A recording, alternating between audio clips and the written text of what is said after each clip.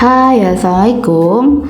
Kali ini kita akan bicara tentang kerajinan dengan inspirasi budaya lokal non-benda. Dengan perkembangan zaman dan teknologi yang begitu pesat, menuntut semua orang untuk memiliki kreativitas yang tinggi. Wirausaha menjadi salah satu peluang bagi masyarakat untuk mengaplikasikan kreativitasnya di bidang usaha. Banyak sekali ide dan jenis usaha untuk dikembangkan. Salah satunya budaya tradisional yang ada di lingkungan masyarakat. Setiap jenis budaya tradisional, baik non-benda dan benda, dapat menjadi sumber inspirasi untuk dikembangkan menjadi produk kerajinan. Dan semua daerah di Indonesia dapat mengembangkan kerajinan khas daerah dengan inspirasi budaya tradisionalnya masing-masing. Dilansir dari Kementerian Pendidikan dan Kebudayaan Republik Indonesia, budaya tradisional dikelompokkan menjadi dua, yaitu yang pertama adalah budaya non-benda. Contohnya seperti pantun, cerita rakyat, tarian, dan upacara adat. Yang kedua adalah budaya artefak atau objek budaya. Di antaranya contohnya adalah pakaian daerah, benda tradisional, senjata, rumah adat, dan masih banyak lainnya. Kedua jenis budaya tersebut dapat menjadi sumber inspirasi dari pembuatan kerajinan. Inspirasi budaya, kerajinan tangan budaya lokal non-benda dewasa ini cukup ngetren dan sangat digemari masyarakat, mengingat tampilannya yang terkesan lebih unik dan memikat. Meski pembuatannya dibuat dengan cara modern, namun setelah dikombinasikan dengan sentuhan-sentuhan kuno lawas, akhirnya justru dapat memberikan rasa interest tersendiri. Dalam buku Metode Pengembangan Desain Produk Kria Berbasis Budaya Lokal tahun 2020 karya Amrizal dan kawan-kawan, meski budaya tradisional sudah ada di lingkungan, perencanaan usaha tetap dilakukan. Kegiatan wirausaha harus melihat pertama ketersediaan sumber daya manusianya, material yang digunakan, peralatan, cara kerja, pendanaan, dan tentunya pasarnya. Wirausaha dengan budaya lokal ini akan menghasilkan produk-produk kerajinan yang inovatif. Pasar yang dituju tentunya adalah konsumen yang menghargai dan mencintai kebudayaan tradisional. Seperti yang sudah dijelaskan tadi, aktivitas wirausaha haruslah didukung dengan ketersediaan sumber daya manusia, material, peralatan, cara kerja, pasar, dan pendanaan. Nah, sumber daya yang dikelola dalam sebuah wirausaha dikenal dengan sebutan 6M. Selain itu, wirausaha budaya lokal ini juga harus melihat ketersediaan bahan baku, keterampilan produksi, serta budaya lokal yang ada pada daerah setempat. Perancangan dan produksi kerajinan didasari oleh identifikasi ragam material dan teknik produksi di lingkungan sekitar. Untuk itu, dapat dilakukan pencarian informasi mengenai ragam jenis material khas daerah yang dapat dimanfaatkan untuk membuat kerajinan, serta kemungkinan perajin yang membuat kerajinan di daerah setempat. Objek budaya lokal dan material serta teknik khas daerah merupakan potensi yang harus dikembangkan sehingga lestari dan menjadi manfaat bagi daerah. Indonesia memiliki objek budaya lokal yang beragam dan berbeda-beda yang dapat dikembangkan menjadi kekayaan bersama yang luar biasa yang akan memberikan warna bagi kemajuan bangsa di masa depan. Salah satu kekayaan pengembangan objek budaya lokal adalah melalui pengembangan kerajinan. Untuk itu, perencanaan kerajinan inspirasi budaya lokal juga menjadi poin penting dalam kesuksesan berwirausaha berbasis budaya lokal non-benda. Proses perancangan diawali dengan pemilihan sumber inspirasi dan pencarian ide dari produk kerajinan yang akan dibuat, sketsa ide, pembuatan studi model kerajinan, kemudian dilanjutkan dengan pembuatan petunjuk produksi. Setelah menemukan ide kerajinan dengan inspirasi budaya lokal, akan dikembangkan menjadi produk kerajinan yang siap diproduksi dan siap jual. Dengan demikian, produk yang dihasilkan harus memiliki nilai estetik dan inovasi agar diminati pasar. Objek tersebut bisa berupa objek 2 dimensi seperti relief, motif, dan objek 3 dimensi seperti bangunan, alat musik, dan senjata. Objek budaya seperti pakaian tradisional serta perhiasan dikenakan oleh manusia.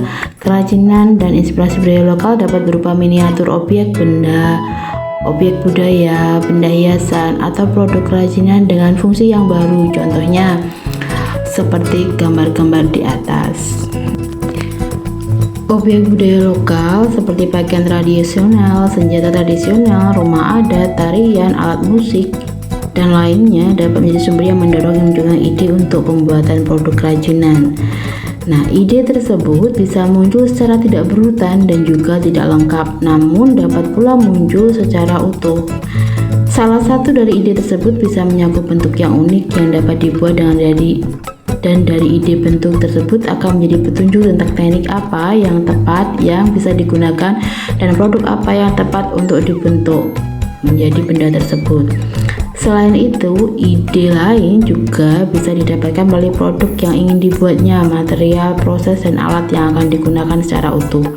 Nah, untuk memudahkan mencari ide-ide tersebut, dapat kita mulai dengan memahami hal-hal berikut. Yang pertama adalah tentukan objek budaya lokal apa yang akan menjadi inspirasi.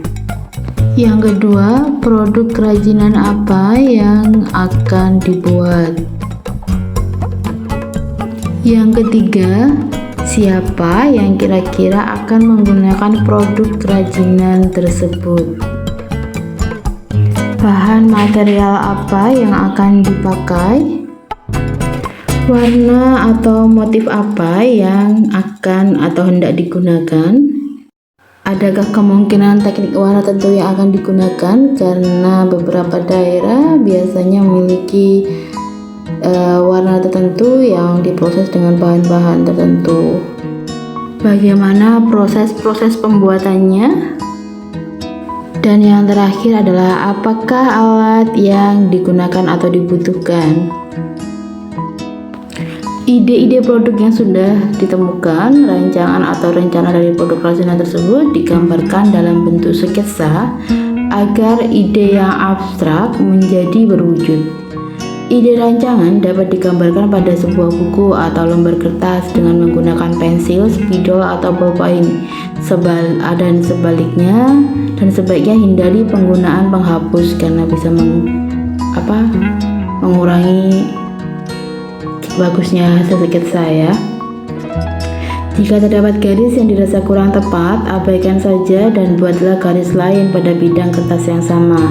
Demikian seterusnya hingga Anda berani menarik garis hingga tebal dan tegas. Gambar ide-ide Anda sebanyak mungkin yang dapat berupa variasi produk satu produk yang dimiliki fungsi yang sama. Jadi buat gambar sebanyak-banyaknya supaya sketsanya semakin banyak dan menentukan produk mana yang kemudian bisa dimulai diproduksi. Setelah kalian menghasilkan banyak ide-ide dan menggambarkannya dalam bentuk sketsa, mulailah mempertimbangkan ide mana dari semua ide yang ada tadi yang paling menyenangkan, yang paling unik, yang paling inovatif, dan yang paling mungkin bisa kalian buat. Nah, jika sketsa dari ide yang telah dibuat tadi, tahapan sebelumnya masih dalam bentuk 2 dimensi, yang artinya hanya sebatas gambar pada bidang datar, maka pada proses prototyping ini, kalian harus mulai membentuknya dalam bentuk 3 dimensi. Jadi, proses ini dinamakan studi model. Jadi, dari 2 dimensi dari sketsa tadi, kalian berusaha membentuknya atau belajar membentuknya menjadi 3 dimensi.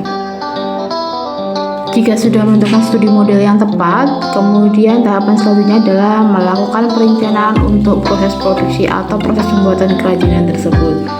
Langkah kerja dituliskan dengan detail dan jelas agar pelaksanaan produksi dapat dilakukan dengan mudah dan terencana.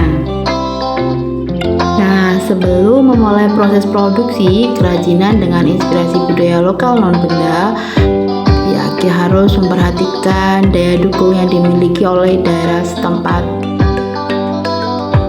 Daya dukung yang dimaksud adalah bahan baku, teknik produksi, dan sumber daya manusia yang tersedia. Tahapan produksi pada umumnya terdiri atas pembahanan, pembentukan, perakitan, dan finishing. Pada tahapan produksi pembahanan adalah mempersiapkan bahan atau material agar siap untuk dibentuk atau diproduksi. Pembentukan pada proses ini, pembentukan bahan baku bergantung pada material, bentuk dasar material, dan bentuk produk yang akan dibuat. Yang ketiga adalah perakitan. Perakitan dilakukan sesuai dengan materialnya, misalnya material kertas dibentuk dengan cara dilipat, kayu, bambu, dan rotan dapat dibentuk dengan cara dipotong atau dipahat. Pemotongan dan pemahatan juga biasanya digunakan untuk membuat sambungan bahan seperti menyambungkan bila-bila papan atau dua batang bambu dan lain sebagainya. Jadi ini tergantung dengan bahan yang digunakan ya. Finishing dapat dilakukan dengan proses penghalusan atau pelapisan permukaan. Penghalusan yang dilakukan diantaranya penghalusan permukaan kayu dengan menggunakan amplas, dan dapat juga proses finishing menggunakan proses pewarnaan agar produk yang dibuat bisa lebih awet dan menarik. Akhir dari segala proses pembuatan kerajinan berbasis inspirasi budaya non-benda, yaitu dengan melakukan evaluasi produk kerajinan yang telah dibuat.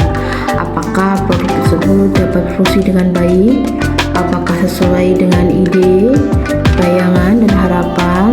Dan jika belum, perbaikan apa yang harus dilakukan agar produk kerajinan yang dihasilkan bisa lebih berkualitas lagi.